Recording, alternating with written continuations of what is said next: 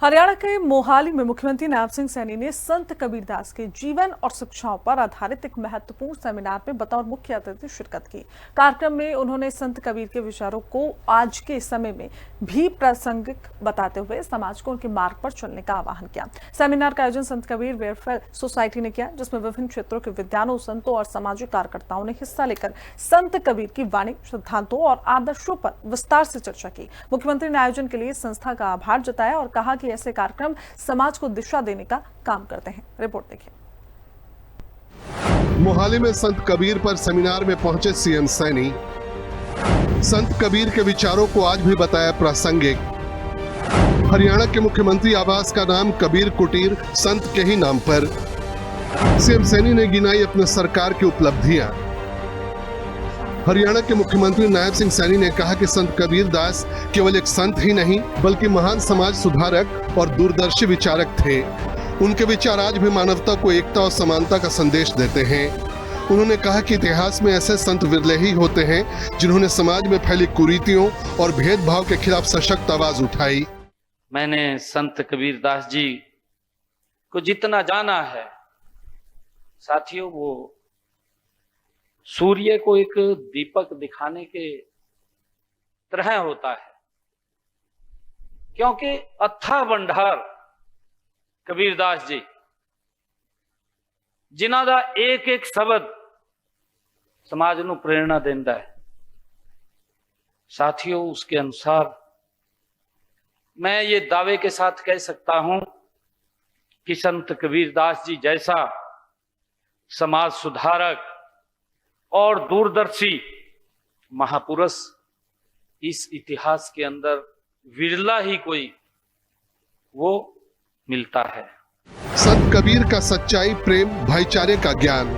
CM Saini ने कहा कि आज जब समाज अलग अलग तरह के विभाजनों से जूझ रहा है, ऐसे समय में कबीर दर्शन हमें सच्चाई, प्रेम और भाईचारे का मार्ग दिखाता है। संत कबीर अपनी वाणी से समाज का मार्गदर्शन करते थे।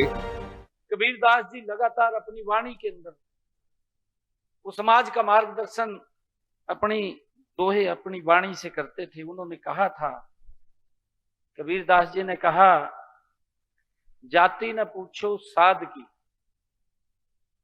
जाति न पूछो साध की, पूछ लीजिए ज्ञान, मोल करो तलवार का, पड़ा रहन दो म्यान। ये कबीरदास जी के वो वाणी जिसके माध्यम से कबीरदास जी हमारा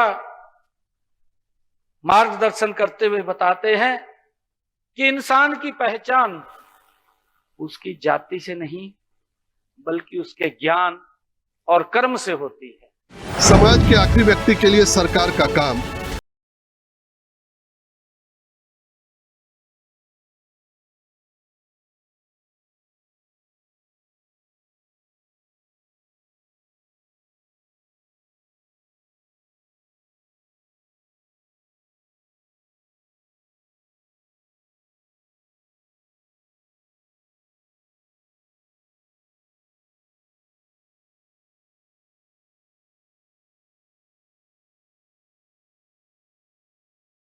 के साथ काम किया जा रहा है ताकि समाज के अंतिम व्यक्ति तक विकास का लाभ पहुंचे।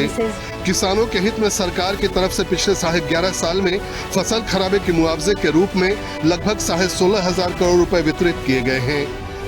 मुख्यमंत्री ने बताया कि उन्होंने पूरे सिस्टम को बदला है। उन्होंने पहले की सरकार के बारे में बताया, कैसे केवल पैसे और पैरवी पर सरकारी नौकरी मिलती थी, अब सब कुछ बगैर पर्ची खर्ची के होता है। लगातार नॉन स्टॉप सरकार, लगातार नॉन स्टॉप सरकार हरियाणा में तीसरी बार बड़े मैंडेट के साथ।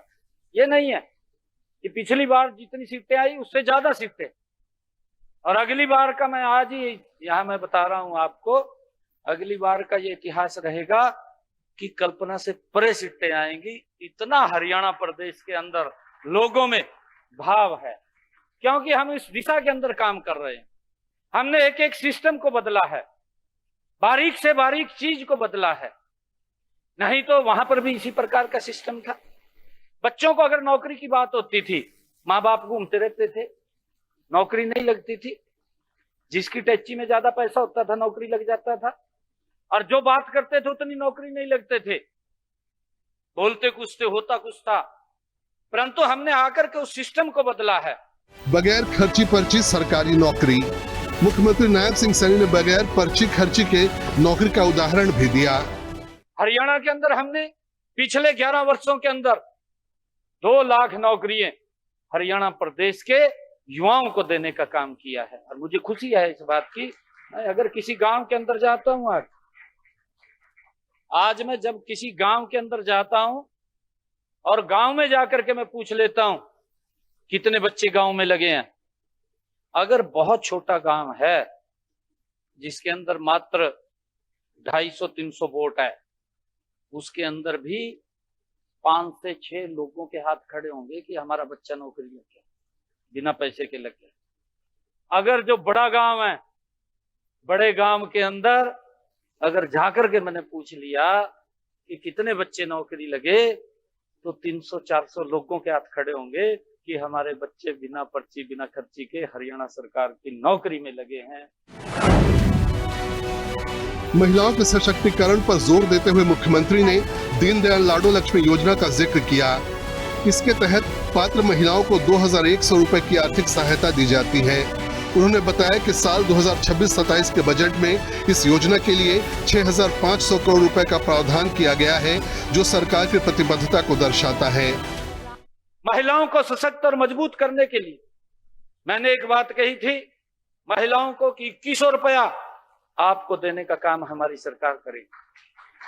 और मुझे खुशी है, मैंने पहले बजट के अंदर, जब मेरा पहला बजट प्रस्तुत हुआ, क्योंकि मैं वित्त मंत्री भी हूं, मुख्यमंत्री के नाते बजट मुझे प्रस्तुत करना पड़ता है, जब मैंने पहला बजट अपना प्रस्तुत किया, संत कबीर के बताए मार्ग पर चले समाज। सेमिनार में वक्ताओं ने संत कबीर की शिक्षा को आधुनिक समाज के लिए अत्यंत प्रासंगिक बताया। उन्होंने कहा कि कबीर की वाणी सामाजिक समरसता, धार्मिक सहिष्णुता और मानवता के मूल्यों को मजबूत करने का काम करती हैं। मुख्यमंत्री सैनी ने कहा कि संत कबीर अपने महान विचारों के माध्यम से युगों युगों तक लोगों के दिलों में जीवित रहेंगे। उन्होंने सभी से अपील की कि वे संत कबीर के बताए मार्ग पर चलकर एक बेहतर और समृद्ध समाज के निर्माण में योगदान दें। ये कार्यक्रम न केवल संत कबीर के विचारों को पुनर्जीवित करने का मंच बना, बल्कि समाज में समानता, भाईचारे और नैतिक मूल्यों को मजबूत करने का एक महत्वपूर्ण प्रयास भी साबित हुआ। ब्यूरो रिपोर्ट, हिंदी खबर।